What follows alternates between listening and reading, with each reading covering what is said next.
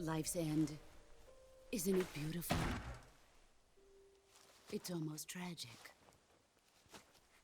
When life ends, it gives off a final lingering aroma. Light is but a farewell gift from the darkness to those on their way to die. I've been waiting, Snake, for a long time. Waiting for your birth, your growth, and the finality of today. Boss, why are you doing this? Why? To make the world one again. The world used to be whole. But with the end of the Second World War, the philosophers began to fight amongst themselves, and the world was torn apart. The Cobras, my comrades who trained and fought alongside me, were torn apart as well. The foibles of politics and the march of time can turn friends into enemies just as easily as the wind changes. Ridiculous, isn't it? Yesterday's ally becomes today's opposition. And this Cold War? Think back. When I was leading the Cobras, America and Russia were fighting together. Now, consider whether America and Russia will still be enemies in the 21st century. Somehow I doubt it. Enemies change along with the times, the flow of the ages, and we soldiers are forced to play along. I didn't raise you and shape you into the man you are today just so we could face each other in battle. A soldier's skills aren't meant to be used to hurt friends. So then what is an enemy? Is there such a thing as an absolute timeless enemy? There is no such thing, and never has been. And the reason is that our enemies are human beings like us. They can only be our enemies in relative terms. The world must be made whole again. The philosophers must be reunited. I will devote my skills to that purpose. And with the Colonel's money, I will achieve that end. Just as I once created the Cobras. They are my family. I may no longer be able to bear children, but I still have a family. It was November 1st, 1951. I was in the Nevada desert participating in atomic testing. The name Nevada is derived from Spanish, covered in snow, white as snow. And snow is exactly what I saw in that Nevada desert. It froze my blood white. Snake, you were an atomic test subject, weren't you? On Bikini Atoll. That's part of the reason I was drawn to you. You and I are alike. We're both slowly being eaten away by the karma of others. We'll never have the chance to die peacefully of old age. We have no tomorrow. But we can still have hope for the future. In 1960, I saw a vision of the ideal future from space. 3 years earlier, the Soviet Union had succeeded in launching Sputnik, the first man-made satellite in history, into orbit. This came as a huge shock to the United States. In response, America threw everything it had into its own manned spaceflight project, the Mercury program. Even as the Soviets seemed poised to send their first man into space, America was still experimenting with chimpanzees and rockets. The government wanted human data. So they secretly decided to send a human being into space. I was the one they chose. At the time, they didn't have the technology to block out cosmic rays, and whoever they sent up would inevitably be exposed to heavy radiation. That's why they chose me. After all, I'd already been irradiated once. Of course, you won't find any of this in the history books. I could see the planet as it appeared from space. That's when it finally hit me. Space exploration is nothing but another game in the power struggle between the US and the USSR. Politics, economics, the arms race, they're all just arenas for meaningless competition. I'm sure you can see that, but the Earth itself has no boundaries. No East, no West, no Cold War. And the irony of it is, the United States and the Soviet Union are spending billions on their space programs and the missile race, only to arrive at the same conclusion. In the 21st century, everyone will be able to see that we are all just inhabitants of a little celestial body called Earth. A world without communism or capitalism, that is the world I wanted to see. But reality continued to betray me. In 1961, I was sent to Cuba, to Bahia de Cochinos. It was part of a CIA-sponsored invasion under the guise of taking Cuban exiles back to their country. But the US government betrayed them. Our weak-kneed president held back their air support. Defenseless, the exiles were annihilated by the Cuban army. All I could do was watch in silence. I was set up by the very country I'd sacrificed so much for, by the very government I dedicated my life to defending. I was driven from the surface world, and I went underground. Then, 2 years ago, I faced the Sorrow, my old comrade in battle. He was my friend. But one of us had to die. I was left with no choice. The Sorrow gave his life for me. There is no enmity between us. One must live, and one must die. That was the mission. The ones who gave me that mission were the philosophers. Early in the 20th century, the true holders of power in the United States, the Republic of China, and the newly formed Soviet Union gathered together in a secret meeting that would later be known as the Wise Men's Committee.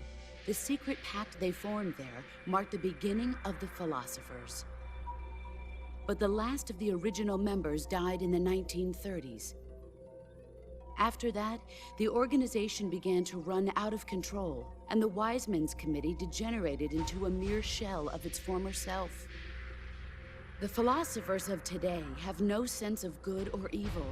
Their influence extends to countries and organizations involved in every aspect of every war. They have become war itself. That's how they operate.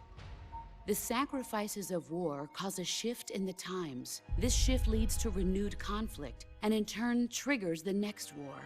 Like a nuclear chain reaction, each conflict sparks countless others, forming an endless spiral that will continue on for eternity. Do you understand what I'm saying, Snake? By consuming me and you, the philosophers intend to keep that cycle going forever. It was my father who explained all of this to me. He was one of them. You see, I am the last remaining child of the philosophers. But after he revealed the truth, my father was killed by that same shapeless, formless organization. And my father isn't the only thing the philosophers have taken from me.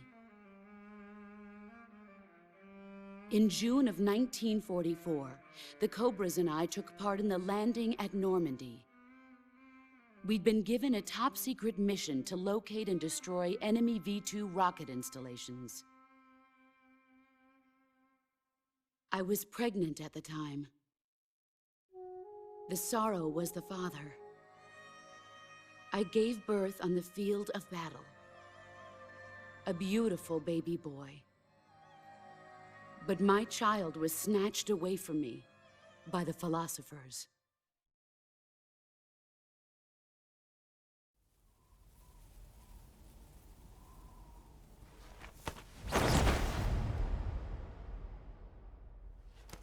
Look at this scar. This is proof that I was once a mother. I gave up my body and my child for my country. There is nothing left inside me now. Nothing at all.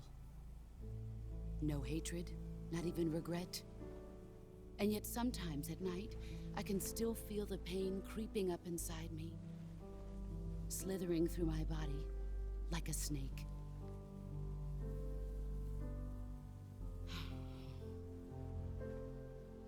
I've never talked this much about myself before. Thanks. Thanks for listening to me.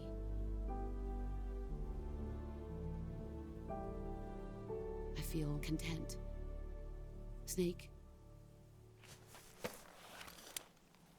Commence the operation. I raised you. I loved you. I've given you weapons, taught you techniques, endowed you with knowledge. There is nothing more for me to give you. All that's left for you to take is my life, by your own hand. One must die, and one must live. No victory, no defeat. The survivor will carry on the fight. It is our destiny. The one who survives will inherit the title of boss. And the one who inherits the title of boss will face an existence of endless battle. I'll give you 10 minutes. In 10 minutes, MiGs will come and bomb the hell out of this place. If you can beat me in less than 10 minutes, you'll be able to escape in time. Let's make this the greatest 10 minutes of our lives, Jack. Boss. You're a soldier. Finish your mission. Prove your loyalty. Face me. I come.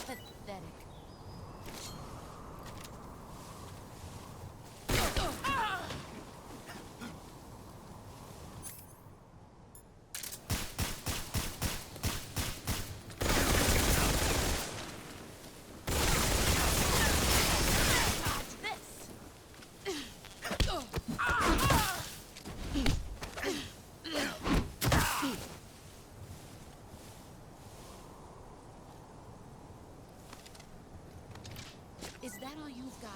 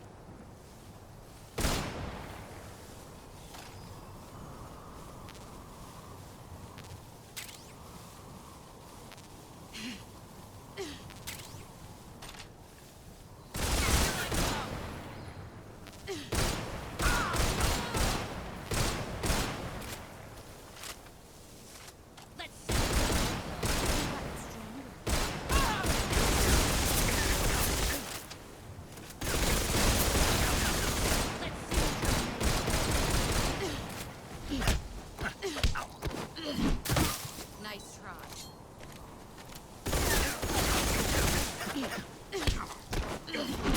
Play rough. All the easy. Nothing to show.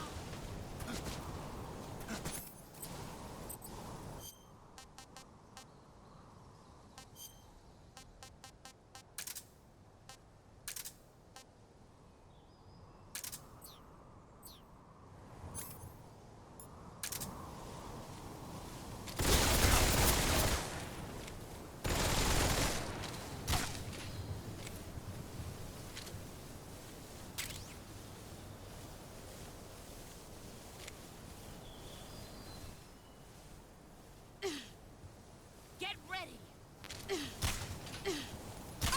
Get ready! Brace yourself!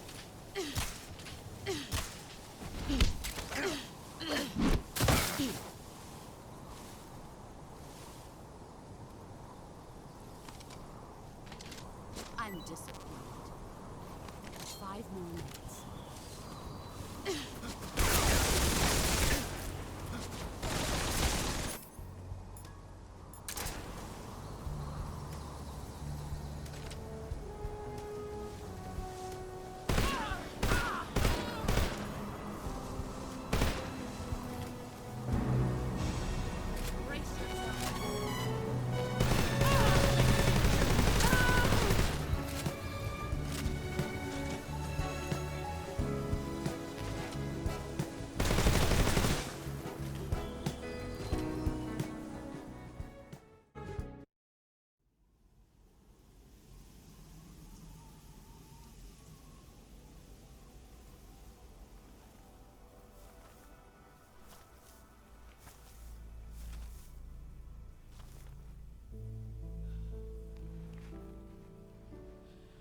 Take this.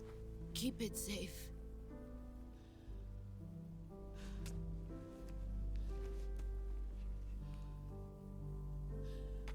It's our only hope.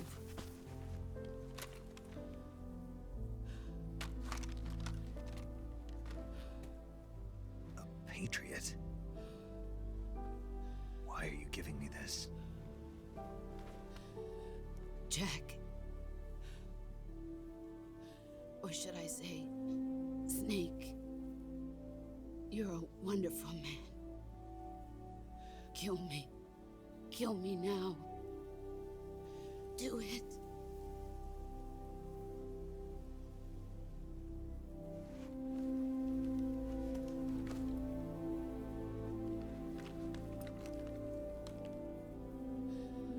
There's only room for one boss and one Snake.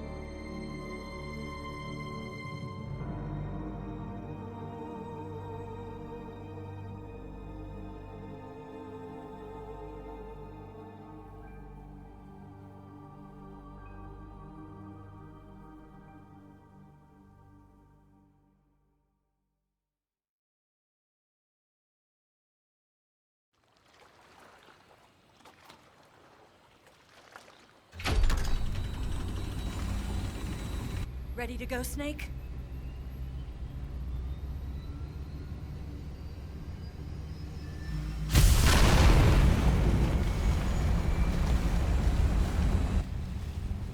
Are you okay? Snake? Yeah.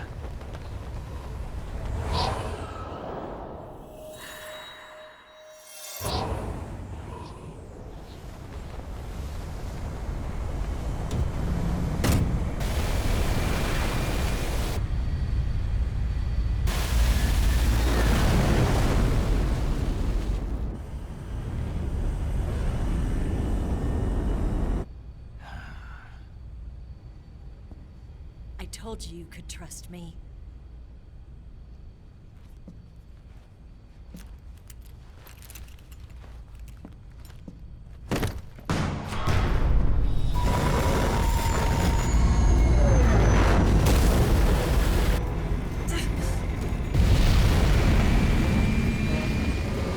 Snake! Ocelot! We're not done yet.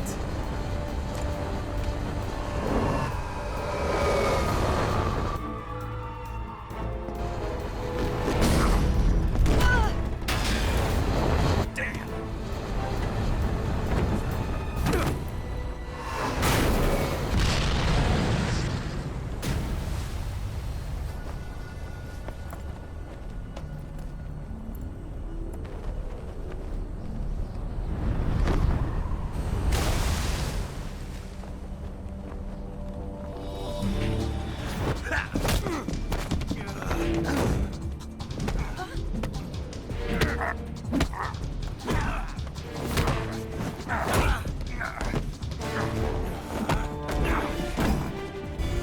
Too heavy!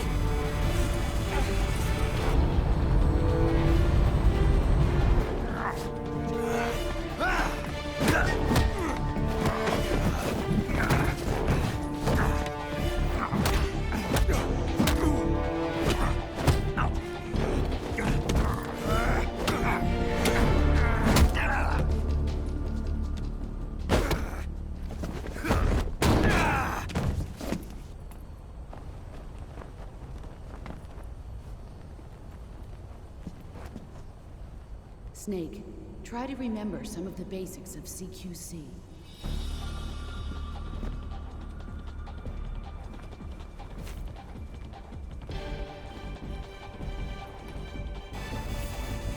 Not good!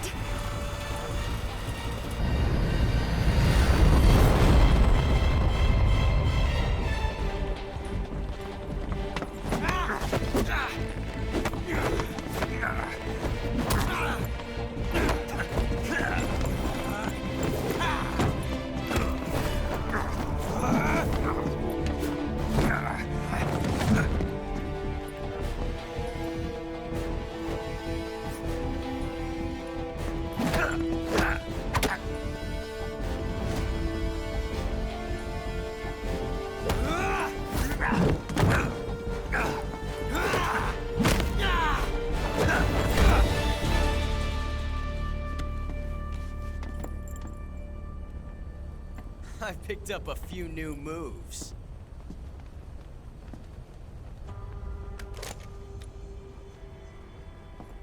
Huh. It doesn't feel right to shoot an unarmed man. But I'll get over it. Eva!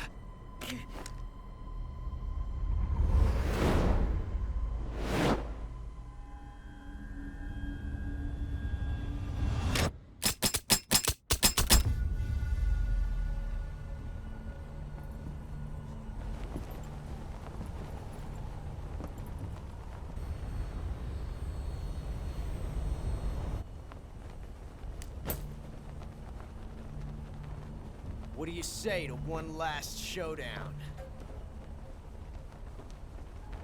Yeah, all right.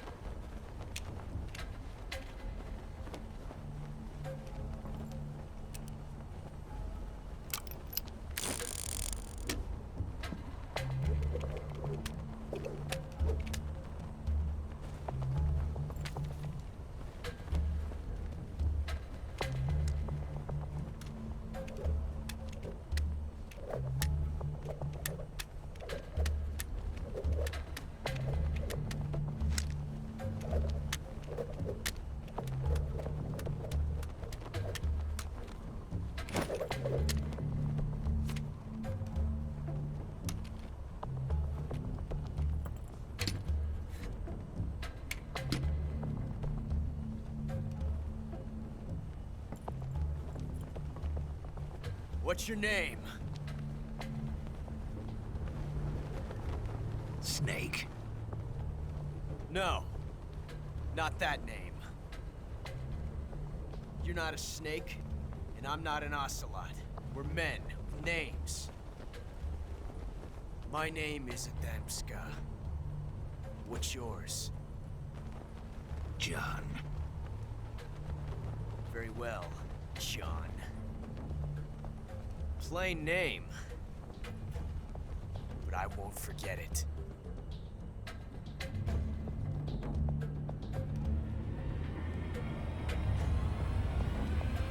Come on!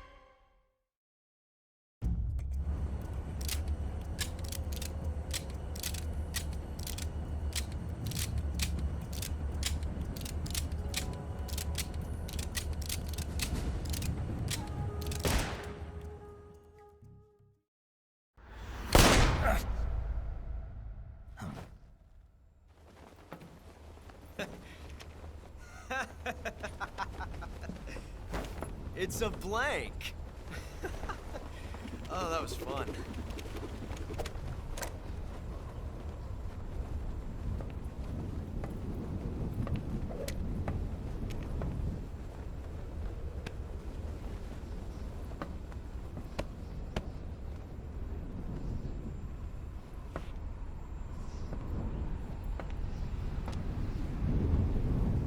Till we meet again, John.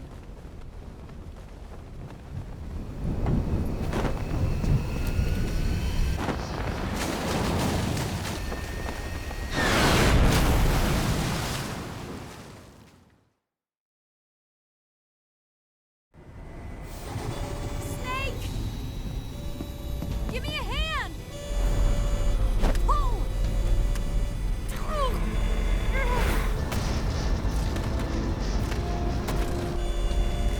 Come on, pull up!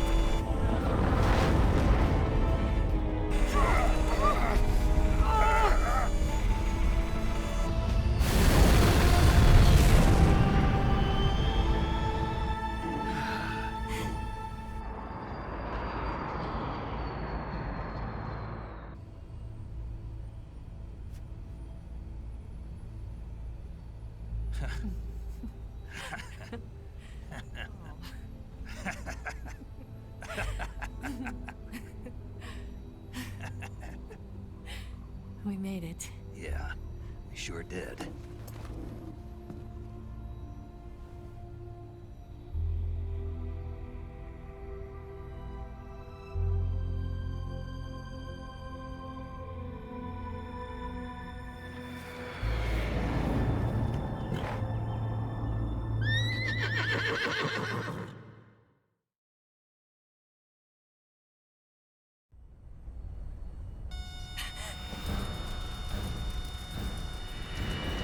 Oh no, Mix!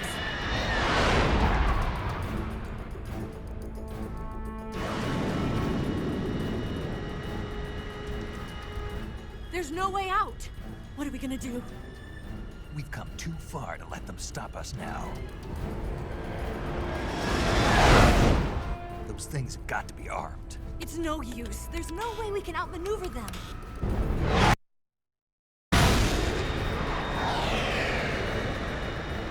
They're gonna shoot us down. We were so close. Weapon systems on. Locked on target. I got towed. You were great, Eva. Huh? Thanks.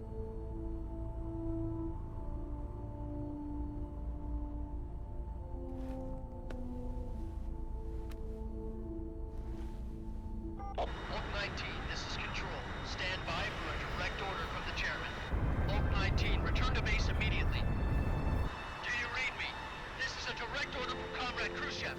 Return to base immediately. Vault 19, do you copy? Understood. Aborting mission. RTB. Look! The MiGs are turning back! Woo!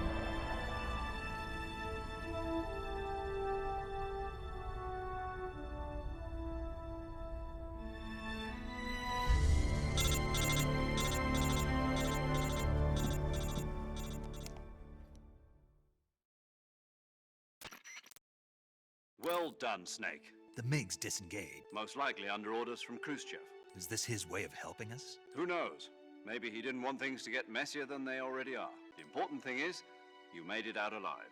As long as Khrushchev is with us, I don't think it should be smooth sailing all the way to Alaska. I'm sending someone out to Galena Base to meet you. To meet me? The DCI and the President himself are waiting at Langley. Don't keep them waiting.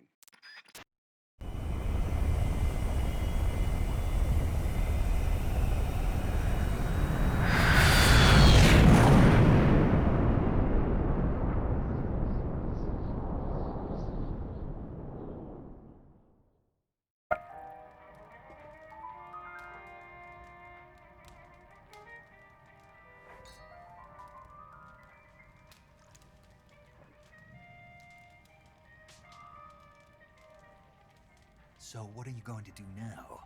Go back to the KGB? What do you want me to do? Did you ever think about coming back to America? I can't go back. I've left America behind me. But you saved this country. I didn't do it alone.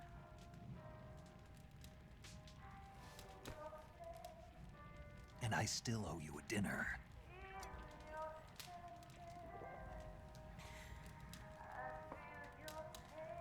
Is that part of your mission too? Or is it an order? Or is it an invitation?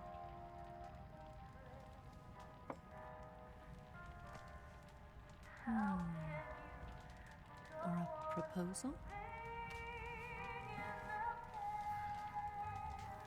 I don't take orders from anyone now.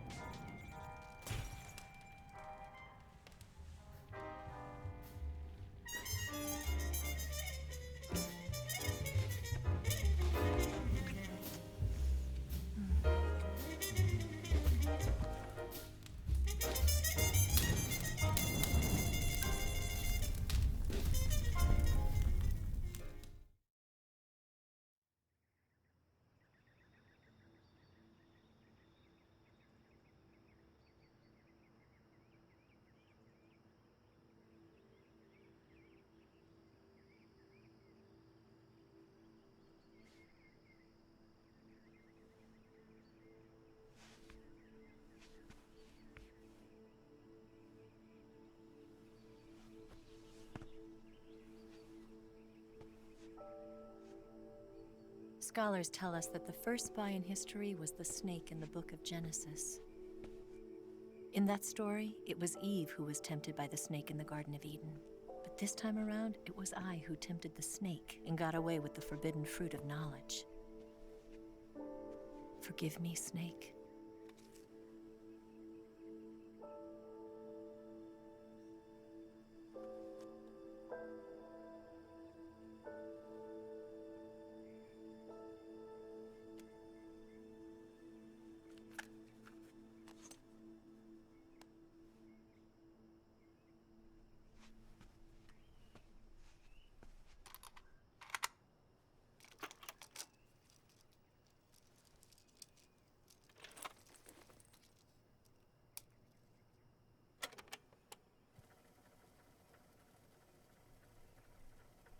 Good morning, Snake. I hope you slept well. First of all, I have to apologize. I wasn't sent by Khrushchev. I'm not a KGB spy, and I never worked for the NSA. I'm an agent of the People's Republic of China for the General HQ 2nd Department of the People's Liberation Army. It was all a lie. I tricked you. And I'm sorry.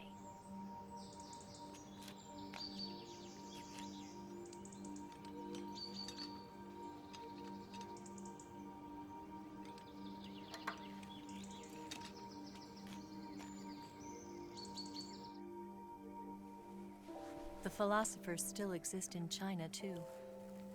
You see, my mission was to find out where Volgan was hiding the philosopher's legacy and steal it. So I infiltrated his base as a KGB spy. The 2 NSA codebreakers who defected in 1960 were actually both men. The real Adam never showed up at the meeting place, saving me the trouble of having to eliminate him. I sneaked in by pretending I was Eva. And you and Sokolov and Volgan, you all believed me. The philosopher's legacy was originally held in common between the US, Soviet Union, and China. We couldn't let the Russians and the Americans take it all for themselves. The Chinese government had its eye on the legacy, too. I got the film containing the legacy, and also the nuclear missile launch data from the Shagohod. 5 years ago, the Soviet Union stopped supplying us with nuclear weapons technology. Since then, China's Liaodong easing, hydrogen bomb, and space rocket projects have fallen behind. But with this data, our country will be able to develop its own nukes. We'll create a deterrent force to rival those of the US and Soviet Union. Everything has gone according to plan, thanks to your help. I too am one of the philosophers. I'm an agent of the philosophers, a graduate of one of their charm schools. I was raised in a joint US-Soviet-Chinese facility to become a sleeper agent. This was before the war. Back then, they were collecting children from all over the world. As a result, I'm indistinguishable from a native-born American. So it didn't surprise me when you and Volgan couldn't tell the difference. But she knew right from the beginning. She knew because before the war, she was at one of the philosopher's schools too, as an instructor. The boss was the only one I couldn't fool. She was the only one who knew I was a fake. She told me everything. Why did she open her heart to me like that? At the time, I couldn't understand it. But now, I think I do. Snake. She wanted you to know the truth. She chose me to tell you. That's why she saved my life. I've lied to you so many times, but not this time. My orders from the government were to obtain the legacy and to eliminate everyone who knew the truth about what happened. In other words, I'm supposed to kill you.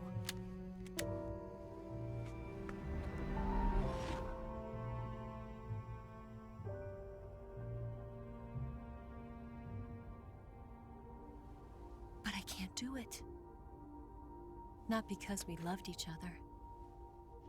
And not because you saved my life. But because I made a promise to the boss. And I intend to keep it. I just wanted you to know. And you have to live.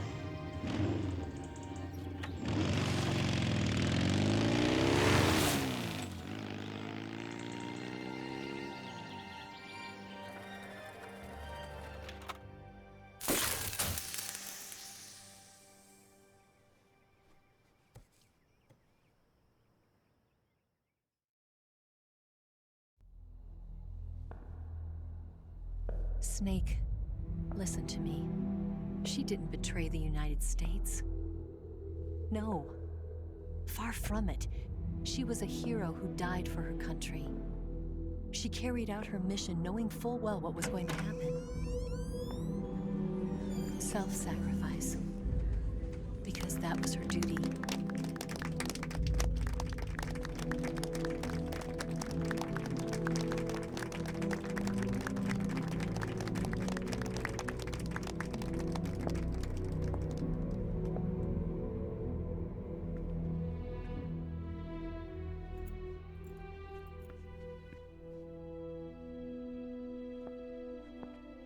You are above even the boss. I hereby award you the title of Big Boss.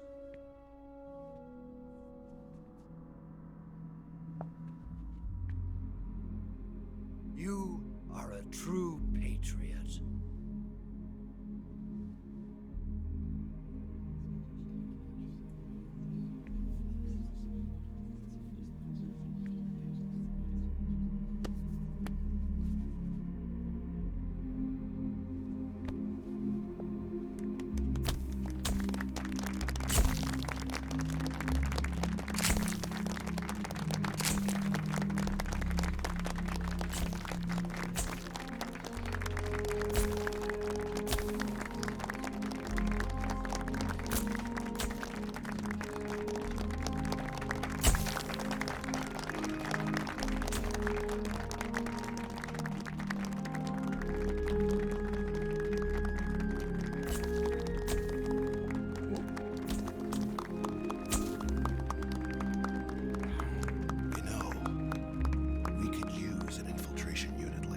In the army. Someone like him to handle our top secret sneaking missions for us. A man who combines the qualities of a soldier and an agent. The boss's defection was a ruse set up by the US government. It was all a big drama staged by Washington so they could get their hands on the philosopher's legacy. And the boss was the star of the show. They planned it so that they could get the legacy that Colonel Volgin inherited and destroy the Shagohod at the same time. Only a legendary hero like the boss could have earned Volgin's trust. Finding out where the philosopher's legacy was hidden was to be her greatest mission. Everything was going according to plan. But then something happened that no one could have predicted. Colonel Volgin fired an American-made nuclear warhead at Sokolov's research facility. Khrushchev demanded that the US government provide proof that it wasn't involved. They couldn't just abort the operation to steal the legacy. So the operation itself was greatly expanded and revised. The authorities in Washington knew that in order to prove its innocence, they'd have to get rid of the boss, and that one of their own would have to do the job. The public couldn't be allowed to find out about it. Not ever. This, they concluded, would be the best way to keep the whole thing under wraps. The boss wouldn't be allowed to come back home alive, and she wouldn't be allowed to kill herself. Her life would be ended by her most beloved disciple. That was the way the government wanted it. That was the mission she was given, and she had no choice but to carry it out. Her death at your hands was a duty she had to fulfill. Out of duty, she turned her back on her own comrades. A lesser woman would have been crushed by such a burden. The taint of disgrace will follow her to her grave. Future generations will revile her. In America as a despicable traitor with no sense of honor. And in Russia as a monster who unleashed a nuclear catastrophe. She will go down in official history as a war criminal. And no one will ever understand her. That was her final mission. And like a true soldier, she saw it through to the end. But I think she wanted you of all people, to know the truth. She wanted to live on, in your memory. Not as a soldier, but as a woman. But she was forbidden to tell you herself. And that's why she told me. Snake, history will never know what she did. No one will ever learn the truth. Her story, her debriefing, will endure only in your heart.